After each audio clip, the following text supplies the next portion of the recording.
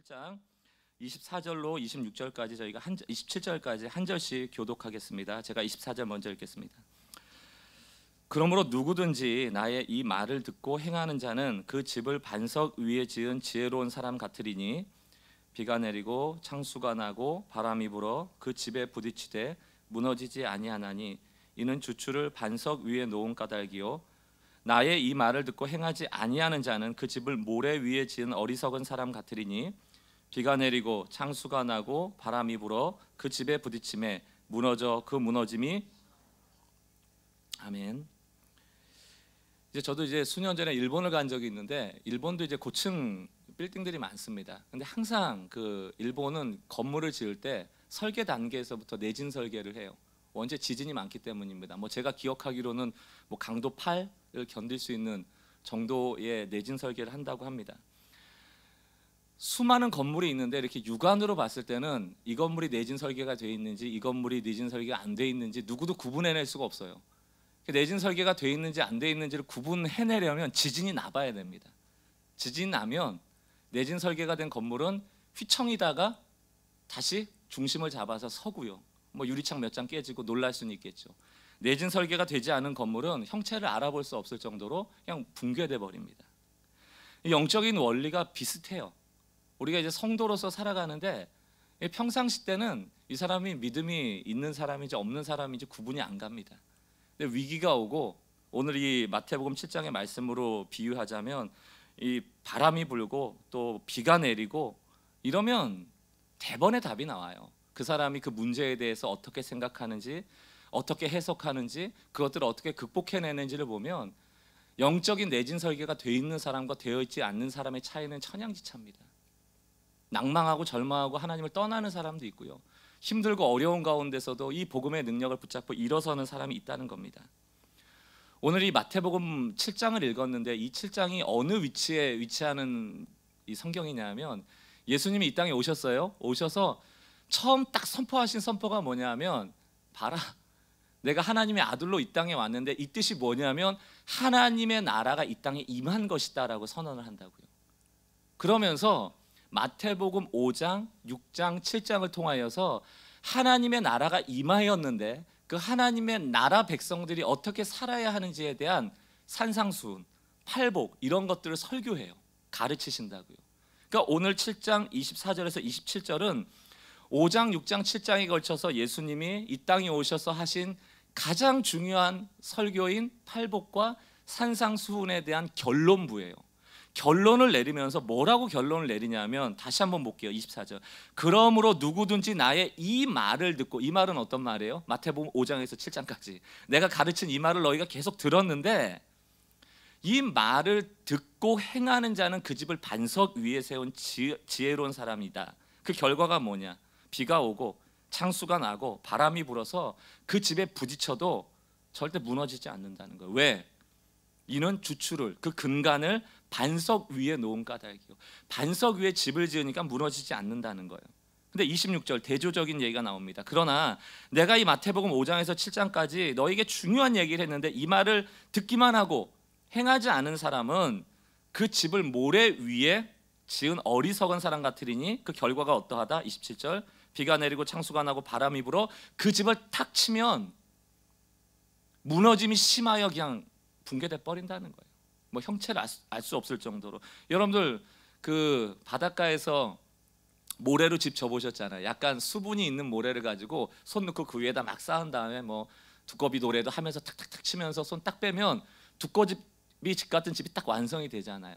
근데 그 오래도 보세요. 수분 다 말라지면 쓱 가라앉습니다. 또 파도래도 와서 한번 탁 치면 언제 거기에 집이 있었냐 할 정도로 모래집은 형체도 없이 사라져 버립니다. 오늘 예수님께서 마태복음 7장 결론을 통하여서 내 가르침을 듣고 너희는 행해야 된다. 행하라. 첫 번째는 듣고 하나님의 말씀을 알고 너희가 알았다면 행하라는 거예요. 지난주에 설교 말씀 중에도 말씀드렸잖아요. 대학생이 시험 보러 가가지고 시험 문제가 있는데 그 시험 문제랑 전혀 다른 엉뚱한 본인이 준비한 대답을 아무리 써봐야 그냥 낙제점이라니까요. 점수 안 줍니다. 밑에다 교수님 사랑해요, 잘 봐주세요 아무리 얘기해도 정답이 아닌 답은 점수를 받을 수가 없어요. 듣고 예수님이 무엇을 말했는지를 알고 그대로 행하는 것, 그것을 오늘 예수님께서 우리 원하시는 거죠. 그런데 우리에게 있는 약점은 뭔가 하면 이거를 이제 듣긴 듣는데 동의가 안 되는 거예요. 동의가 안 된다는 뜻은 순종이 될 수가 없다라는 뜻이죠. 그래서 이게 제가 이제 성경을 보면 이제 성경을 보면서 은혜 받으려고 보잖아요. 근데 은혜라는 게 뭐냐면 항상 내가 동의되는 말씀이 나타났을 때 은혜가 되는 거예요. 내가 좀 동의가 안 되거나 내가 지키기 좀 어렵거나 내 상황하고는 좀 안 맞거나 혹은 뭐 예를 들어 죄를 지면 심판받는다 이런 막 예언서들의 말을 보면 진노하시는 하나님은 너무 무서워라고 하면서 말씀을 내가 취사 선택하는 거죠. 이 말씀 전체가 진리인데 내 스스로 진리 아닌 것을 뽑아내는 거예요. 이 성경에 내가 진리로 동의되는 것과 진리로 동의되지 않는 말씀이 생기면서 우리에게 문제가 생기죠. 왜? 듣지 않는 거잖아요. 이 말씀의 일부분만 듣는 거잖아요. 결국 듣지 않고 순종하지 않게 되는 거예요. 진리라는 건 뭐냐면 항상 옳은 거예요. 진리는 항상 옳은 겁니다. 성경에선 뺄 게 없어요. 여기는 모든 것이 옳고 이 옳은 진리는 변함이 없으며 이 변함 없는 진리대로 사는 것이 인생의 정답입니다. 우리는 취사 선택할 권리가 없어요. 그런데 성경을 읽는 이유가 그저 나에게 유익한 말씀을 찾아내기 위해서 혹은 그냥 깨달음이나 공감되는 말씀이나 위로를 얻기 위해서 거기서 멈춰버리면 우리는 부분만 들을 뿐만이 아니고 혹은 들었다 할지라도 행함까지 연결되지 않을 때가 많다는 얘기예요. 예수님이 이 땅에 오셔서 그 40일 금식하신 다음에 사단에 이끌려서 광야로 갔을 때 거기서 막 돌덩이를 떡으로 만들고 공중을 날르고 막 뛰어내려도 살아나고 기적을 베풀었으면 어쩌보면 많은 사람들이 정말 저 사람이 하나님의 아들인가 보다 메시아인가 보다 믿었을지도 모르겠습니다. 그런데 예수님이 이 땅에 오셔서 딱 처음 하신 일이 가르침이에요. 가르쳐 주신다고요. 왜 그럴까? 5주 동안 저희가 계속적으로 강조했던 내용이 뭐냐면 지식이 바뀌어야 돼요. 우리의 아는 지식이 바뀌지 않으면 사고하는 사고 체계가 절대 바뀌어지지 않아요. 우리가 생각하지 못하면 행동할 수 없습니다. 바른 지식과 바른 신학과 바른 교리가 들어와야지 그 교리 안에서 나의 상황들을 해석해낼 수 있고 그것이 바르게 해석돼야지 바른 삶이 나와요. 교회 똑같이 다녀도 사이비 같은 삶을 살 수가 있습니다. 왜? 진리를 취사 선택하고 진리를 내 마음대로 왜곡하고 그 왜곡된 생각대로 살면 그게 사이비예요. 우리가 사이비 신앙생활을 안 하려면 바른 지식과 바른 생각과 바른 실천이 반드시 있어야 됩니다. 예수님이 이 땅에 오셔서 유대인들에게 너희가 가지고 있는 율법적인 사고, 너희가 가지고 있는 바리새인적인 사고 그거로부터 전환해야 돼. 왜? 하나님 나라가 도래했고 하나님 나라에는 그 나라에 맞는 법이 있고 따라야 될 룰이 있다는 거예요. 그게 산상수훈이고 팔복입니다. 성경 안 보면 성경 공부 안 하면 우리의 삶이 사이비적으로 갈 수밖에 없어요. 신앙생활은 기복적으로 갈 수밖에 없고 오늘 이런 맥락에서 저희가 나누고 싶은 얘기는 우리 5주 동안 개혁신앙의 원리를 가지고 바른 지식을 가졌다면 이 지식을 가지고 어떻게 우리가 주어지는 삶을 해석할 건가예요. 그래서 저는 그 이름을 뭐라고 붙여봤냐면 복음적으로 사고하라는 거, 생각하라는 거예요. 제가 이제 복음적으로 사고한다는 게 뭔가를 설명하기보다는 이 반대 얘기를 하면 복음적 사고가 좀 더 이해하기가 쉬울 겁니다. 복음적으로 생각하지 않는 사람은 어떤 사람인가 하면 이기적으로만 사고하는 사람이에요. 자기 중심적으로만 사고하는 사람입니다. 예를 들어 드릴게요. 제가 2, 3년 전에 부산에 이제 장례식 때문에 갔어요. 비가 많이 왔습니다. 그래서 아무래도 병원까지 가는데 그 지하철이나 버스 타고 가긴 좀 어려울 것 같아서 택시를 잡아 탔거든요. 근데 이 택시 기사가 얼마나 험한지 빗길인데도 막 달리는 거예요. 막 달리고 있는데 이제 앞차가 딱 끼어들려고 그랬단 말이에요. 저희 차를. 그랬더니만 제가 뒤에 탔는데도 막 욕을 하면서 그 앞차를 어딜 끼어들려고 그래 그러면서 앞차랑 딱 붙이더라고요. 못 끼어들게. 나쁜 놈들 막 욕하면서 어딜 끼어들려고 막 이러다가 조금 지나가고 있는데 이제 본인이 끼어들어야 될 타이밍이 온 거예요. 갑자기 깜빡이는 쑥 들어가는 거예요. 그러니까 이제 뒷차가 안 비켜주려고 확 들어온 거예요. 그러니까 또 이 택시기사가 엄청 욕을 하면서 같이 좀 가야지 말이야, 좀 끼워주면 얼마나 좋아, 뭐 이걸 안 끼워주고 또 막 욕을 하는 거예요. 남들이 들어올 때는 절대로 안 끼워주고, 내가 끼어들 때는 안 끼워준다고 욕하고. 이 사람에게는 기준이 뭐예요? 옳고 그름의 기준이 뭐예요? 자기예요, 자기. 나한테 유익이 되면 좋은 거예요. 내가 빨리 갈 수 있도록 끼워주면 좋은 거고, 내가 빨리 갈 수 있도록 남을 안 끼워주면 좋은 거예요. 이게 복음적이지 않은 사고입니다. 우리가 생각보다 이게 많습니다. 남의 흠만 보일 때가 많아요. 나는 더 큰 잘못을 하면서 못 봐요. 그런데 여러분, 복음적인 사고는 뭐냐면 전혀 반대죠. 예수님이 이 땅에 오셔서 하신 일을 생각하시면 됩니다. 우리가 구원받을 때 대가가 있어요, 없어요? 없어요. 예수님께 무슨 이득되는 게 있습니까? 없어요. 그 몸을 내어주신 이유는 우리들에게 유익이 되도록 내어주신 것이거든요. 또 하나님의 작정하심과 인류를 구원하시고자 하는 계획에 순종함으로 그 고통을 인내하신 거거든요. 예수님의 삶이 복음적인 삶이에요. 그분이 복음이기 때문에. 그럼 우리에게 어떤 상황에 대해서 복음적으로 생각한다라는 건 뭐예요? 예수님처럼 생각하고 말하고 행동하는 것, 그것이 복음적인 사고로부터 나오는 실천이거든요. 인내하고, 남들 좀 용서하고, 하나님의 주권과 작정하심과 계획을 인정하여 드리고 신뢰하여 드리고 순종하고. 갈라디아서 2장 20절 말씀 한번 보세요. 우리 같이 한번 읽어봅시다. 갈라디아서 2장 20절 시작. 내가 그리스도와 함께 십자가에 못 박혔나니 그런즉 이제 내가 사는 것이 아니요 오직 내 안에 그리스도께서 사시는 것이라. 이제 내가 육체 가운데 사는 것은 나를 사랑하사 나를 위하여 자기 자신을 버리신 하나님의 아들을 믿는 믿음 안에서 사는 것이다. 예수님만 십자가에 죽으신 게 아니에요. 우리가 구원받으면서 전제가 뭐라고요? 우리도 죽은 거예요. 자기중심적인 삶은 복음적 삶이 아닙니다. 그리스도를 살게 하라, 내가 그리스도를 대신해서 사는 삶이다라고 하면 당연히 그리스도께서 사셨던 삶처럼 살아야죠. 그게 뭐예요? 낮아지시고 희생하시고 손해보시고 나의 유익보다 남의 유익을 생각하고 순종하고 인내하고 참아내고, 이게 다 그리스도께서 내 안에 사시는 증거들 아니겠습니까? 성경은 있지만, 진리는 있지만 동의되지 않는 것에 대해서는 항상 매직으로 지을 준비하고 사는 게 우리들이에요. 오늘 다 볼 수는 없지만 몇 가지 이슈에 대해서 우리가 얼마나 이기적으로 생각하는 삶을 살아가고 있는지, 그렇다면 또 어떻게 이런 것들을 복음적으로 좀 바라볼 수 있을지 몇 가지만 예를 들어 좀 설명을 드릴게요. 이제 돈에 대한 얘기를 한번 해볼게요. 돈, 물질, 소유. 돈이라는 것은 많으면 좋은 거죠. 편리해요. 그리고 내가 많은 소유를 해가지고 누군가의 필요를 채워줄 수 있고 함께 나눌 수 있고 함께 더불어 살 수 있다면 뭐 돈은 너무너무 중요하고 필요한 도구입니다. 그러나 내가 이기심으로 나를 채우려고 하는 욕심이라는 게 들어오면, 탐심이 들어오면 그 돈은 강력한 우상이 됩니다. 제가 예전에도 한번 그 예로 들어드렸는데, 여자분들 명품백 좋아하잖아요. 막 명품백을 보면 막 흥분한다고 그래요. 막 너무 좋대요. 그냥 쇼핑만 해도 너무 좋대요. 남자들은 죽어도 이해를 못할 일이지만 어쨌든 좋다고 하더라고요. 뇌과학자가 실험을 한 거예요. 명품백을 쭉 놔놓고 여자들이 이렇게 막 좋아하니까 뇌의 어느 부분에 자극이 되는가를 조사를 한 거예요. 또 남자들 같은 경우에는 뭐 카메라나 오디오나 뭐 스포츠카 막 이런 거 보여주면서 남자들이 막 좋아하면 어느 뇌에서 그게 자극이 있나.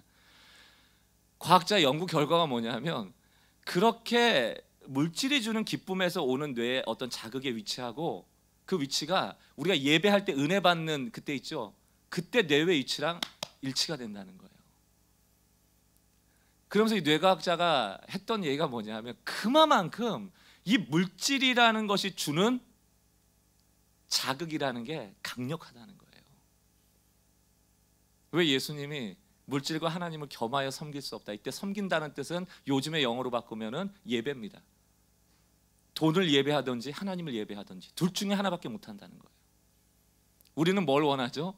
하나님도 예배하고 그 대가로 돈도 좀 주어지고. 그러니까 이게 안 되는, 죽도 밥도 안 되는 거예요.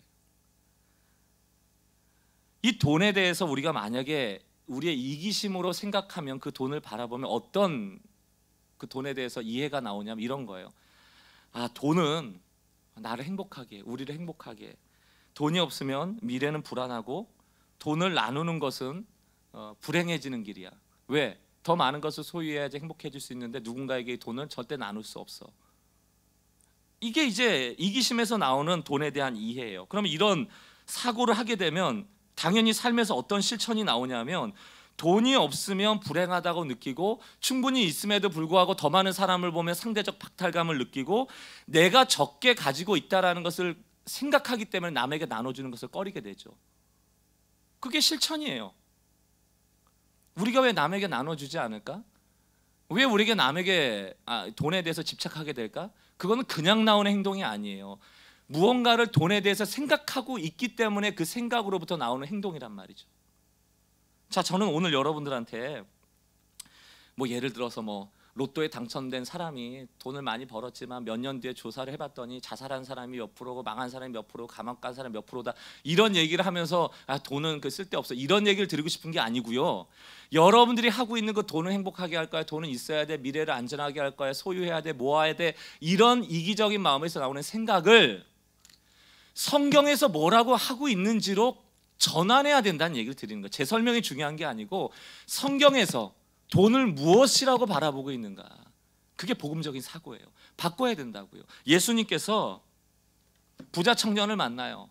부자 청년에게 너 돈이 많은데 가난한 사람한테 나눠주면 너 영생 얻을 수 있어. 근데 부자 청년이 거절한단 말이에요. 거부한다고요. 나 영생 안 받아도 좋으니까 나는 내 돈을 소유하겠다고 그런다고요. 예수님께서 지금 이 돈에 대해서 얘기하면서 사실은 돈에 대한 얘기를 하고 있는 것이 아니고 그 부자 청년에게 하고 싶었던 얘기는 뭐냐면, 청년이요, 이 땅에서만 삶이 있는 것이 아니고 이후의 삶이 있어. 그 이후의 삶을 사야 돼. 이걸 얘기하는 거예요. 왜 우리가 돈에 집착하는가? 이 성경적으로 보면 결국 우리가 이 땅이 전부인 것처럼 집착하고 있기 때문이에요. 그리고 또 하나는 항상 우리는 그렇죠. 여기에 부자라고 생각한 사람 아무도 안 계실 거예요, 그죠? 내가 부자면 나눠줄 텐데 나는 부자가 아니야. 평생 동안 아마 여러분 부자라는 소리는 안 할 겁니다. 왜? 나눠주기 싫어서라도. 늘 나는 부족하고 나는 가난하고 더 부자인 사람이 있고 늘 변명하거든요. 하나님께서 이미도 주신 것에 대해서 감사하기보다는, 그 물질이 잘 나누어져서 쓰여지기보다는 그냥 자꾸 더 소유해야 돼, 소유해야 돼, 더 안전해야 돼, 더 미래를 준비해야 돼. 누가복음 12장 말씀을 보세요. 19절. 또 내가 내 영혼에게 이르되 영혼아, 여러분의 이름을 불러 넣으면 돼요. 박목사여, 여러 해 쓸 물건을 많이 쌓아두었으니 평안히 쉬고 먹고 마시고 즐거워하자.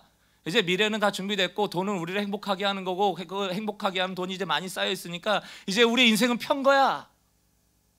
하되 20절. 하나님은 이르시되 어리석은 자요, 이 땅의 삶이 전부라고 생각하는 사람이요, 오늘 밤에 내 영혼의 주권자가 도로 찾으리니. 생명은 돈이 지켜주지 않아요. 영생은 돈이 줄 수 없어요. 이 땅의 삶도 영생도 우리의 생명도 하나님이 주도하시고 주권을 갖고 계시기 때문에 아무리 미래를 우리가 준비한다 해도, 돈을 의존한다 해도 하나님이 오늘 내 영혼을 찾으시면 너의 준비한 것이 누구의 것이 되겠느냐? 어리석은 자요. 그러면서 21절, 자기를 위하여 재물을 쌓아두고 하나님께 대하여 부요하지 못한 자가 이와 같으니라. 자기를 위해서 이기적으로 자기중심적으로 물질을 소유하고 많은 것이 행복하겠다라는 생각을 전환시켜 주길 원하시는 거예요. 또 다른 생명이 있다니까요. 그것을 준비하는 삶을 살라는 거예요.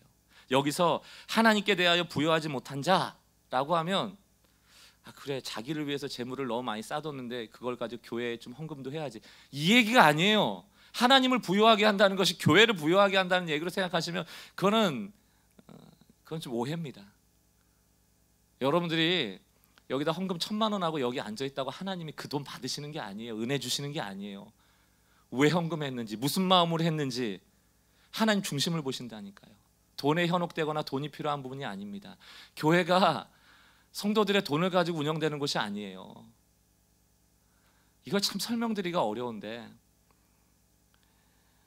하나님께서 오늘 하나님께 대하여 부요하라라는 뜻은 너가 그렇게 돈에 집착하고 그렇게 돈이 너를 행복하게 할 거라고 믿고 있는 그 믿음을 하나님에 대해서 믿는 믿음으로 바꾸라는 거예요. 하나님에 대한 믿음으로 바꾸라. 그러니까 12장 21절 그 다음 22절에 뭐라고 얘기합니까? 예수님이 또 제자들에게 이르실 때 그러므로 너가 하나님에 대해서 부요한 자가 되고 하나님의 부요하심을 믿고 그분을 신뢰하면 내가 너에게 이르노니 너희 목숨을 위하여 무엇을 먹을지 몸을 위하여 무엇을 입을까 염려하지 마라. 염려하지 마라. 하나님이 책임지신다는 거예요. 돈은 돈에 대한 이슈가 아니에요. 돈은 많으면 좋은 거예요. 또 없으면 자족하는 대로 열심히 또 살면 되죠. 중요한 건 돈이 우상이 되거나 돈이 나에게 행복의 근원이 돼버리면 당연히 하나님의 후순위로 밀리게 되고 거기서부터 우리의 삶이 어그러지기 시작한다는 거예요. 누가복음 12장 34절 이렇게 결론을 내립니다. 너희 보물이 있는 곳에 너희 마음이 있다는 거예요. 여러분의 마음이 지금 어디 있습니까? 오늘 예배하면서도 우리의 생각과 우리의 마음이 어디에 가 있는가 하나님 그걸 보시는 거예요. 디모데전서 6장 10절 말씀도 보세요. 돈을 사랑함이 일만 악의 뿌리가 되나니 돈이 악이 아니고요. 돈을 사랑함이 돈 없으면 안 돼. 돈 없으면 행복해지지 못해. 돈은 많이 모아놔야 돼. 이런 생각들이 결국 악으로 이끈다는 거예요. 이것을 탐내는 자, 돈을 쫓아가는 자는 원어적으로 보면 그렇습니다. 돈만 따라다니는 거. 돈 안 주나? 돈 주면 가고 돈 많이 주면 가고 돈. 그 결과가 미혹을 받게 되고 믿음으로 떠나 많은 근심으로 자기를 찌르게 된다. 우리는 하나님을 쫓아야죠. 돈을 쫓으면 안 돼요. 성경에 나와 있는 돈에 대한 이슈는 많이 벌고 적게 벌고 부자고 가난한 자고 거기에 관심 있는 게 아니에요. 그 물질을 나누는 데 쓰고 가난한 사람을 위해서 쓰고 평균케 하는 데 쓰라는 원리와 더불어서 무엇을 먹을까 무엇을 입을까 무엇을 마실까 염려하지 마라. 이는 이방인들이 염려하는 것이고 하늘의 아버지는 너희가 있어야 할 것을 이미 아시느니라. 돈을 의존하는 관점을 하나님을 의존하는 관점으로 바꿀 것을 요구하시는 거예요. 우리가 복음적 사고가 들어왔다는 것, 만약에 이 예수님의 말씀을 그대로 우리가 받는다면 어떤 실천이 나올까요? 그럼 아까 전에 이기적인 마음에서 내가 돈이 필요해라는 마음만 갖고 있으면 늘 집착하고 끌어모아야 되는데만 실천하게 되지만 하나님께서 염려하지 마, 하나님 너의 주인이 되셔 주권자가 되셔라는 그 마음이 있으면, 이 복음적인 사고가 있으면 어떤 실천이 나오겠냐고요. 당연히 나누게 되죠. 당연히 나누게 되죠. 여러분들이 복음적인 삶으로 돈을 바라볼 때 그 마지막 정점에는 그 돈을 적절히 잘 쓰는 거예요. 잘 나누는 거예요. 가난한 사람이 되는 게 목표가 되시면 안 돼요. 잘 버시고요, 잘 쓰시고요, 잘 나누세요. 저희 교회도 자꾸 그 서포터즈, 통로되는 교회가 되길 원해요. 어떤 목사님하고 얘기하다 보니까 그분이 네트워크라는 단어에 대한 설명을 해주시는데 제가 참 공감이 됐어요. 네트워크라는 게 뭐냐? 그분 얘기로는 이런 거더라고요. 네트워크는 흘러가는 거다, 통과하는 거다. 피를 생각해 보면 이 몸 안에 수많은 혈관들이 네트워크를 이루고 있는데 멈추면 죽는 거예요. 피는 그 피를 모으기 위해서 어느 자리에 뭉치면 그게 문제가 되는 거예요. 암이 되기도 하고 질병이 되기도 하고 터지기도 하는 겁니다. 흘러가야 돼요. 흘러가야 돼요. 교회는 흐르는 하나의 통로의 역할만 하셔야 되는 거거든요. 여러분은 또 누군가에게 흘려보낼 수 있는 통로만 되시면 되는 거예요. 왜 교회가 자꾸 문제가 생기고 어떤 대형 교회가 되고 큰 단체가 되고 하면 문제가 생기는가? 머무르기 때문에 그렇죠. 돈이 머무르고 이름이 머무르고 명예가 머무르고 안 흘러가면 터지는 거예요.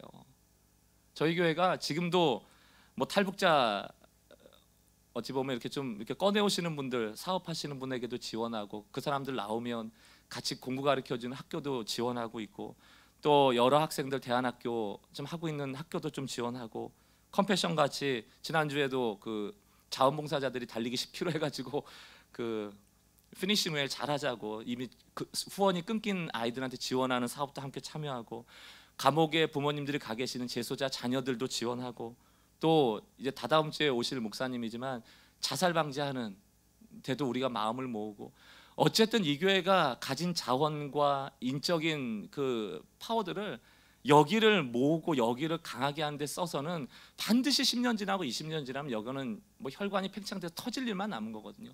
자꾸 흘려보내고. 개교회가 부흥하는 게 아니고 도시가 부흥하도록 하기 위해서 통로가 되어지고, 그런 일들에 힘을 써야 됩니다.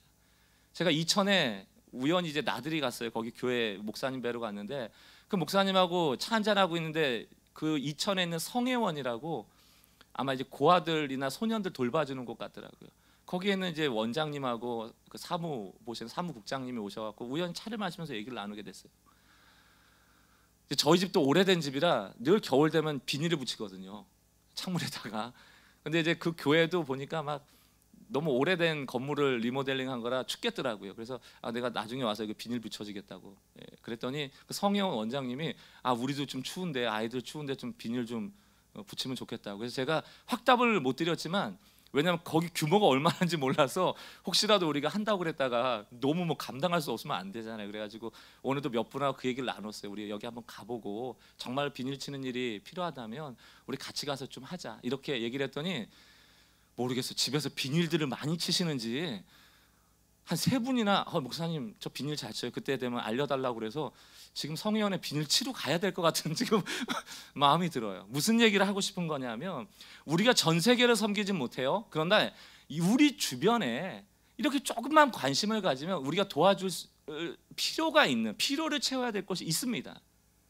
제가 누누이 말씀드리지만, 저희 교회에서 헌금 받아서 이 헌금을 가지고 교회 이름으로 무언가 빚대는 일을 하는 거, 이것도 중요하지만 이제는 그런 시대가 지나가고 있어요. 교회가 자꾸 뭐하고 규모의 논리로 가면 세상이 싫어합니다.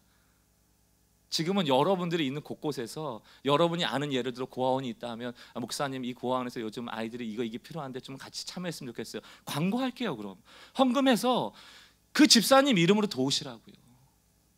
그 집사님 이름으로, 그 형제님 이름으로 도우시라고요. 제가 1년 10개월 지금 개척하고 교회 이렇게 목회해 보니까요, 그렇게 돈이 많이 안 들어요. 교회 유지하고 교회에서 누릴 거 안 하면 돈 많이 쓸 거 없습니다. 교회 렌트비하고 인건비 나가는 게 전부예요. 그리고 여러분들 이제 끝나고 나면 이제 빵 사 먹는 거 있잖아요. 그거 뭐 한 달에 100만 원 쓰는 거, 그거 이제 답니다. 주일학교 이제 조금 지급하고. 저희는 연간 예산이 없거든요. 요즘같이 변화가 빠른 시대에 1월 달에 12월 예산을 집행하는, 그 예산을 계획하는 것 자체가 뭐 이렇게 시대 정신에 안 맞고 해서, 급한 일 있으면 1개월 전에 얘기하고 여름 수련회는 3개월 전에 얘기하고 언제든지 얘기하면 실비 지원합니다. 했더니 뭐 많이 모이더라고요. 돈이, 헌금이 아껴 쓰니까. 그럼 이제 남은 일은 뭐예요? 우리가 해야 될 일은 이거 이제 흘려 보내야죠. 써야죠. 여러분에게도 부탁하고 싶습니다. 돈을 어떻게 복음적으로 사고하는가에 따라서 그 돈이 어떻게 쓰여지는가가 결정이 되는 거예요. 여러분들 잘 나누시는, 복음적 사고하시는 우리 성도님들 되시길 주의 이름으로 축원합니다. 또 교회 신앙생활 하다 보면 많이 오해하는 것 중에 하나가 이제 기적에 대한 얘기인데요. 이 기적이라는 것도 사실은 또 돈하고 물려 있어요. 우리가 막 기도할 때 주여 우리의 경제 상황을 풀어주시고, 지금의 뭐 눈앞이 캄캄하고 터널을 지나고 있는데 주의 기적이 필요합니다. 근데 그 기적이라는 게 결국 뭐예요? 이게 좀 이제 경제가 잘 풀렸으면 좋겠다는 얘기예요. 그리고 그런 결과물이 나한테 주어졌을 때 기쁨이 있겠다, 이제 이런 얘기입니다. 성경을 보면 기적이 많이 나와요. 뭐 귀신도 쫓고요, 죽었던 사람도 살아나고요, 병자도 낫고요, 막 오병이어 같이 먹을 것도 주고요. 그런 것만 모아놓으면 이거 너무 재밌죠. 이거 너무 재밌고, 막 예수의 이름으로 막 안진뱅이가 일어나고 막 병이 낫고, 얼마나 재밌어요. 그리고 얼마나 신기해요. 이거 얼마나 큰 혜택입니까?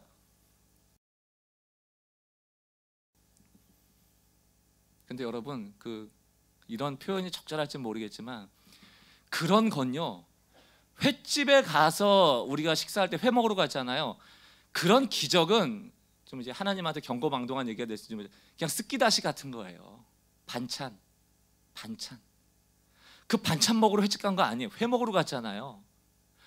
우리를 구원하신 그 복음의 능력을 믿고 살아가는 것이 본질이라면, 하나님의 나라가 인재하였다라는 사인, 표적이 바로 기적이에요. 예수님은 기적을 일으키러 오신 게 아니에요. 기적은 하나의 표적, 사인이라고요.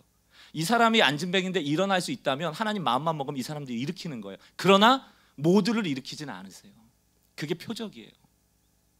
우리가 막 신앙생활 할 때 막 체험 신앙을 하고 막 은사를 경험하고 막 뒤집었다 일어나고 막 그런 것을 은혜라고 생각하다 보니까 시간 지나고 나서 그런 현상이 안 나타나면 자꾸 은혜를 못 받았다고 생각하고 그런 현상을 쫓아다니시는 분들이 계세요. 그거 여러분 모래 신앙대입니다. 툭 치면 무너지는 신앙돼요. 본질이 없기 때문에. 제가 체험 신앙 하시는 분들에게 가장 큰 약점을 발견하는 게 뭐냐면, 체험 신앙을 강조하시는 분들은 신앙생활을 너무 쉽게 생각해요. 무슨 말인가 하면, 아픈 사람 있으면 예수의 이름으로 하면 돼. 예수의 이름, 예수의 이름으로. 귀신 들면 예수밖에 몰라요. 심지어는 어떤 이단은 성경에 나와 있는 주, 나의 구주라는 단어를 다 예수로 바꿨어요. 그 이단입니다. 우리가 신앙생활 한다는 것은 나를 구원하는 구세주요 곧 나의 인생의 주인인 주라고 인정해야 되는 거지, 예수 하나로 해결되는 게 아니에요. 예수 믿고 구원받는 거야, 예수 이름으로 귀신 쫓는 거야, 예수 이름으로 병 낫는 거야. 정말 세상 쉽게 신앙생활 합니다. 성경을 안 봐요. 진리를 파질 않아요. 복음적인 사고를 하지 않아요. 사람에 대해서 이해하지 않아요. 문화와 시대를 읽지 않아요. 그 사람들에게는 모든 것이 예수 하나로 통합니다. 그게 이단이에요. 저 청년 때 여기 뭐 저를 아시는 분도 아시겠지만 그런 무용담 얘기할 것 같으면 저도 많습니다. 사도 바울이 담의 세계에서 꼬꾸라진 것 같은 경험을 저도 했어요. 얼마나 제가 180도 바뀌었는지 지금도 기억이 나요. 청년부에서 제가 이제 은혜 받고 그 전까지는 뭐 거의 뭐 그랬어요. 어쨌든 사는 게 뭐 그랬는데 어쨌든 변화받고 은혜 받고 나서 그 다음 주에 바로 제가 찬양 인도를 했거든요. 청년부에서. 찬양 인도라고는 해본 적이 없죠. 왜 그럴 기회가 주어질 수가 없어요. 저는 뭐 교회를 거의 날라리로 다녔기 때문에 예배를 인도해, 찬양을 인도해, 이런 일은 있을 수가 없는데, 은혜 받고 나니까 저한테 찬양 인도라 그래서 찬양 인도를 했거든요. 근데 제 기억에 그때 11시 대예배가 있고 밥 먹고 1시 반인가 2시에 청년부 예배가 있었는데, 저 뒤에 보니까 어른들이 구경하러 왔더라고요. 저를. 박광리가 은혜 받았대. 찬양 인도도 한대. 신기한 거지. 제가? 여러분, 이렇게 180도로 바뀌는데 하나님이 놀라운 은혜로, 영적인 체험으로 저를 뒤집어 놓으셨어요. 그래서 여기 목사까지 된 거 아닙니까? 근데 제가 목회하면서 그렇게 해야 된다고 강조하지 않아요. 그것만 답이 아니기 때문이에요. 또 그렇게 은사적인 교회에서 신앙생활을 하다 보니까 치명적인 약점들이 있어요. 그것만으로 해결되지 않더라고요. 사도 베드로가 사도행전에 보면 안진뱅이를 일으켜버리잖아요. 기적이 일어났단 말이에요. 오랫동안 일어나지 못해서 구걸하고 먹고 살던 사람이 베드로가 가지고 난 은과 금은 없어, 하지만 나에게 예수의 이름이 있는데 예수의 이름을 일어나 걸어하고 땡겨버리니까 일어났어요. 기적이에요. 그 주변에 있는 사람들이 그 다음에 어떤 반응을 보였을까? 성경에 나와 있지는 않지만 우리가 예상해 볼 수 있습니다. 많은 사람들이 베드로에게 몰려왔을 거예요. 그리고 그냥 오지 않고 아픈 사람 막 데려올 겁니다. 이거 고쳐달라고. 베드로가 한마디 하죠. 왜 나를 주목하느냐? 그리고 나서 베드로가 한 행동이 뭐냐면, 치유 학교를 만들지 않아요. 병원을 세우지 않아요. 기적 룸을 만들지 않아요. 복음을 전한다고요. 너희가 십자가에 못 박은 예수가 누구인지를 아느냐? 그를 믿고 구원받으라고. 이 안진뱅이가 일어난 것은 그 구원의 사인일 뿐이에요. 하나님이 살아계심, 하나님이 통치하고 계심. 사도 베드로가 기적의 방을 만들어 놓은 다음에 딱 줄을 서시오 하고 사람들 올 때마다 이거 내가 병을 고쳐줄 텐데 계약하자고, 반드시 병 낫고 난 다음에 예수 믿으셔야 돼요, 이런 식으로 병을 차려놨으면 아마 유대인들 중에 아픈 사람은 다 예수 믿었을 거예요. 엄청 복음이 왕성하게 전해졌을 겁니다. 안 하거든요. 안 합니다. 왜? 스키다시가 조금 이게 표현이 그런데, 그거는 복음의 본질이고 근원이 아니고 복음에 따른 부산물이거든요. 그러니까 이거를 이해하지 못하면 끊임없이 뭔가 현상적으로 나타나야지 신앙생활에 역동성을 갖고 기쁨을 갖게 돼요. 예수님의 말씀을 보세요. 누가복음 10장이에요. 17절. 전도하러 파송했습니다. 70인이 기뻐하며 돌아왔어요. 예수님께 이르되 주여, 주의 이름이면 귀신들도 우리에게 항복하더이다. 막 흥분했어요. 제자들이 지금 18절 예수께서 이르시되 사탄이 하늘로부터 번개같이 떨어지는 것을 나도 보았다. 내가 너희에게 뱀과 정갈을 밟으며 원수의 모든 능력을 제어할 권능을 주었다. 여기 앉아 계신 분에게 예수님이 사단을 이길 수 있는 권능이 너희한테 있으니까 나가서 너희는 권능을 베풀어라 라고 하면 아마 힘이 엄청날걸요. 나가다가 무당을 만나가지고 예수의 이름으로 쓰러져. 그때 팍 쓰러지면 와 너무 신기해. 그러니까 막 나 너무 신기해. 얼마나 신이 나겠어요. 그리고 온 거예요 지금 뛰면서. 근데 예수님이 20절에 뭐라고 얘기해요? 그러나 귀신들이 너에게 항복하는 것으로 기뻐하지 말고 너희 이름이 하늘에 기록된 것으로 기뻐하라. 여러분 돈이 주어지면 기뻐했다가 돈 좀 없으면 슬프고 병 좀 있으면 또 슬펐다가 병 좀 나오면 좋아하고 일희일비하고 일희일비. 기쁨의 조건이 늘 가진 것과 소유하는 것. 거기에 근거가 있으니까 신앙생활에 업다운이 많아져 버리죠. 오늘 예수님께서 하시는 말씀이 뭐예요? 너희가 신앙생활하면서 기뻐할 수 있는 이유는 이미 너희가 가졌다는 거예요. 여기 다 구원받으셨잖아요.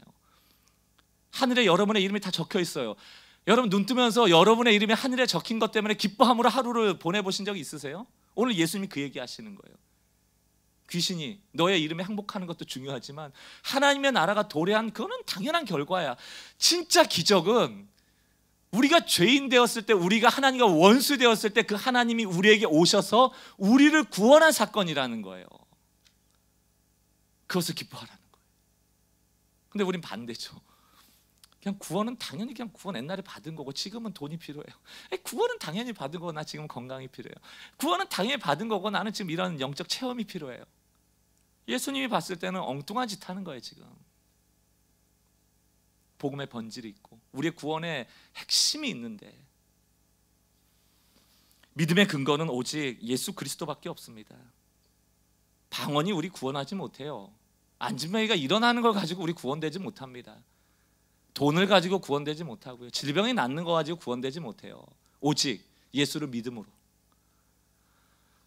그것이 있을 때 우리가 복음적 사고가 가능하죠. 일희일비하지 않게 되죠. 우리가 지금도 충분히 기뻐할 수 있는 존재라는 걸 알게 되죠. 사도 바울처럼. 그래서 항상 기뻐할 수 있는 거예요. 우리에게 복음이 있기 때문에. 이런 얘기들은요 엄청나게 많아요. 우리가 이기적으로 성경을 해석하고 있는 것과 성경이 진짜로 복음적으로 사고하라고 명령하시는 말씀들이 너무너무 많거든요. 우리가 진리를 취사 선택하시면 안 됩니다. 명예나 권력에 대한 것도 그렇죠. 인간적으로 놓고 보면 좀 백 좀 있고 인맥 좀 있고 하면 살아가기 얼마나 편합니까? 우리나라에서 꼭 있어야 되는 사람이 누구예요? 알고 지내야 될 사람. 의사 알아야 돼요. 법 쪽에 하나 알아야 돼요. 경찰 알아야 돼요. 그럼 편하대요. 그 틀린 얘기 아니잖아요. 근데 예수님은 여기에서 너희는 법관하고 친해져라, 경찰하고도 친해지고 의사 한 명쯤은 알아야 되라고 말씀하시는 게 아니고 권력과 인맥을 의존하라고 말씀하시는 게 아니고 항상 뭐라고 얘기하세요? 낮아지라고. 잔치자리에 가도 말석에 앉고 소자에게 관심을 갖고 고아와 과부와 함께 해주기를 원하고 예수님도 하나님의 본체를 버리고 이 땅에 왔으니까 너희도 낮아지고. 이게 진리예요. 이게 복음적인 사고입니다. 빌립보서 2장 5절을 보세요. 너희 안에 이 마음을 품으라 곧 그리스도 예수의 마음이니. 그리스도가 어떤 마음으로 이 땅에 오셨을까? 나오잖아요 6절. 그는 근본 하나님의 본체시나 하나님과 동등됨을 취할 것을 여기지 않고 7절 오히려 자기를 비워 종의 형체를 가시사 사람과 같이 되셨다. 하나님이 가장 낮아질 수 있는 낮은 위치로 오신 거예요. 그런데 우리는 진리는 여기 써 있는데 끊임없이 명예를 추구하죠. 뭐 더 많습니다. 이런 얘기는. 오늘 복음적 사고의 어떤 방점을 찍으면서 저는 여러분들에게 로마서 8장 32절을 꼭 외우시라고 말씀드리고 싶어요. 복음적 사고의 정점에 있는 말씀이에요. 로마서 8장 32절 같이 한번 읽어보겠습니다. 시작. 자기 아들을 아끼지 아니하시고 우리 모든 사람을 위하여 내주시니가 어찌 그 아들과 함께 모든 것을 우리에게. 과거에 우리를 사랑하신 그 십자가의 사랑은 오늘도 유효하다는 거예요. 구원은 과거의 사건이 아니에요. 지금도 우리 일상에서 하나님 우리를 구원하십니다. 그 아들을 아끼지 아니하신 하나님이 그 아들도 주실 뿐만 아니고 오늘 또한 너에게 가장 좋은 것을 허락하신다는 얘기. 이게 복음적 사고입니다. 근데 우리는 조금만 어려운 일이 있으면 어떻게 생각해요? 아, 하나님 왜 날 사랑하지 않지? 하고 우리를 구원하신 십자가의 은혜와 사랑을 잃어버리죠. 그래서 우리가 눈 뜨면 날마다 복음을 재발견해야 돼요. 그 신앙생활을 30년을 했든 40년을 했든 목사든 장로든 상관없습니다. 아침에 눈을 뜨면 복음을 재발견해야 돼요. 십자가를 재발견해야 돼요. 내가 어떠한 존재였고 내가 어떻게 구원받았는지를 재발견해야 돼요. 그것이 기쁨의 근원이기 때문에 그렇습니다. 우리가 왜 기쁘지 않는가? 그럼 복음을 잃어버렸기 때문이에요. 굿뉴스. 5주 동안 우리가 열심히 지식을 배웠어요. 복음이 무엇인가를 배웠습니다. 머리에 있으면 이제 우리의 상황, 돈을 바라볼 때, 인간 관계를 바라볼 때, 우리가 신앙을 바라볼 때 복음적으로 사고하고 성경의 진리대로 순종할 수 있기를 바랍니다. 여러분들 스노클링 해보셨어요? 이제 결론을 내리면서 제가 이 말씀만 좀 드리고 마칠게요. 스노클링 혹은 뭐 이게 뭐라고 해요? 스킨스쿠버라고 합니까? 이제 바닷속으로 깊이 들어가는 거. 그때 다 장비를 입에 물거든요. 입으로 호흡하도록 합니다. 근데 우리가 보통 살 때는 어디로 호흡해요? 축농증이 아닌 다음에는 다 코로 호흡하고, 코로 호흡해야지 산소가 훨씬 많이 들어가거든요. 하나님이 입은 어떻게 보면 숨의 기능보다 먹는 기능이기 때문에 보조적인 거죠. 근데 바다나 물속에 들어가면 입에다가 항상 마우스피스를 끼운단 말이에요. 산소통을 단다거나. 그러면 이제 예를 들어 우리가 스킨스쿠버를 한다 그래서 산소통을 뒤에 메고 입에다가 호흡기를 달고 입으로 숨을 쉬는 연습을 하는데, 스킨스쿠버 하시는 분들이 그러더라고요. 이게 굉장히 어색하다는 거예요. 코로 숨 쉬던 사람이 입으로 훈련하는 것 자체가 어색하고, 특별히 깊이 내려가다 보면 두려움이 찾아오는데, 두려우면 몸이 기본적으로 긴장을 하면서 산소를 더 많이 요구한다는 거예요. 그때 큰 호흡을 하지 않으면 이제 이 코하고 입이 헷갈리기 시작하는 거고, 코로 숨을 쉬려고 유혹을 받다가 코에 물이 들어가면 그때 위험해지는 거예요. 그래서 30m 아주 깊이 들어가기 전에 항상 한 2m 되는 수조에서 그걸 계속 연습하는 거예요. 연습하는 게 뭐예요? 수영도 연습하지만 호흡을 연습하는 거예요. 또 내려가면 이 흉부를 압박하기 때문에 숨 자체가 크게 안 쉬어지잖아요. 근데 위기를 만났을 때 입으로 큰 숨을 쉬는 훈련을 안 해놓으면 위험해지는 거거든요. 그래서 제가 정확히 기억하고 있는지 모르겠지만 뭐 이게 4초를 뱉고 3초를 들어쉬려나 이런 훈련도 하고, 힘들 때 위기의 때 입으로 큰 숨을 쉬는 연습을 하고 들어가야 된다는 거예요. 무슨 말씀을 드리고 싶은가 하면, 공기가 있는 이 지상에서 살 때의 방식으로 물속에서 호흡하면 죽습니다. 우리가 육신의 본능을 따라가는 이 땅의 삶처럼 영적인 삶을 살면 죽어요. 하나님께서 하나님 나라가 도래했고 너희가 하늘나라의 시민권을 가진 자고 구원받은 자면 하늘의 법칙대로 살아야 된다는 거예요. 그걸 요구하시는 거예요. 예전에 어떤 목사님이 11조에 대한 얘기를 했습니다. 제가 오늘 돈 얘기를 많이 해서, 저는 원래 돈 얘기하거나 막 헌금에 집착하는 목사는 아니에요. 오해하지 말고 들으세요. 좋은 얘기 때문에 그렇습니다. 이 목사님이 11조를 왜 하는가에 대한, 목사인데 그 설명을 하시는 거예요. 근데 뭔 얘기를 하시냐면 11조가 일일이잖아요. 그런데 어떤 공수부대 특전사의 그 군인 생활 했던 분하고 대화를 하다가 그 11이라는 거랑 일치되는 단어를 찾은 거예요. 그게 뭐냐면, 특전사에서 훈련할 때 11m 막타워라는 데가 있거든요. 위에서 뛰어내리는 연습을 하는 거예요. 줄 매달고. 그러면서 1만, 2만, 3만, 4만 뭐 어쩌고 저쩌고 뭐 이렇게 외치면서 이렇게 연습을 계속 하더라고요. 11m에서 사람이 뛰는 연습을 하고 나서 그 다음에 하는 연습이 뭐냐면 300m에서 뛰고 600m에서 뛰고 그 다음에 1000m에서 뜁니다. 공수부대에 들어가가지고 11m에서 뛰는 연습을 안 하고 갑자기 비행기 태워가지고 1000m 올라가 보낸 다음에 뛰어! 라고 하면 다 죽어요. 연습이 안 됐기 때문에.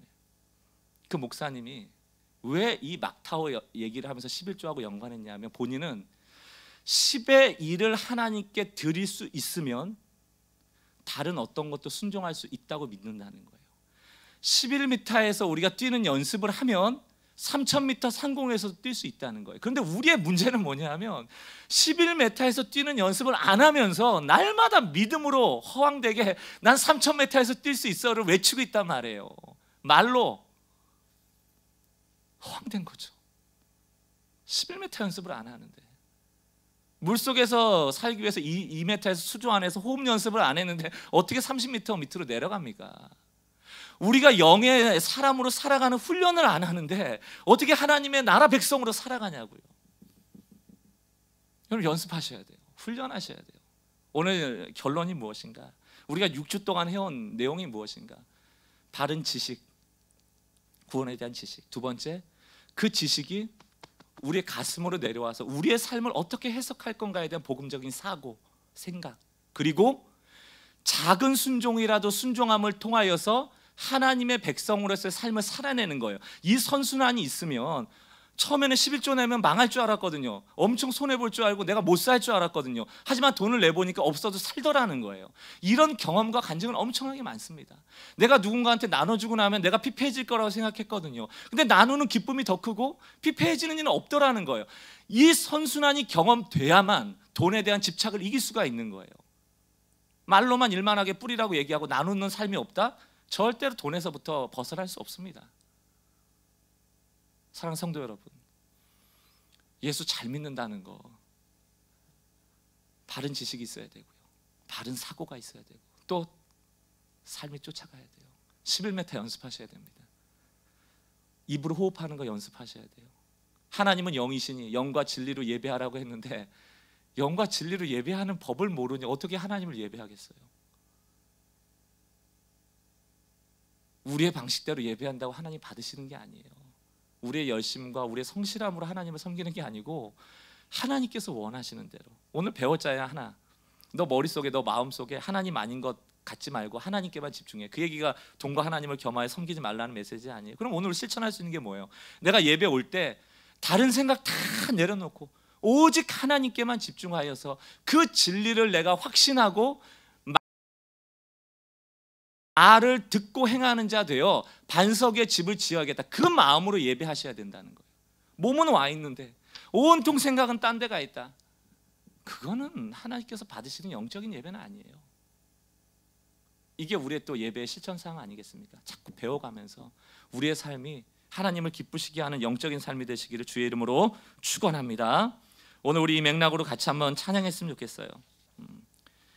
진리라는 찬양입니다. 진리라는 찬양인데, 이게 이제 골로새서 3장 말씀을 그 근거로 해서 옥하는 목사님 설교를 듣다가 이 강명식 그 찬양사라고 부르죠. 이분이 이제 작사 작곡을 하고 부르게 됐는데, 그 골로새서 3장 말씀이 위의 것을 찾으라, 위의 것을 찾으라, 위의 것을 찾으라.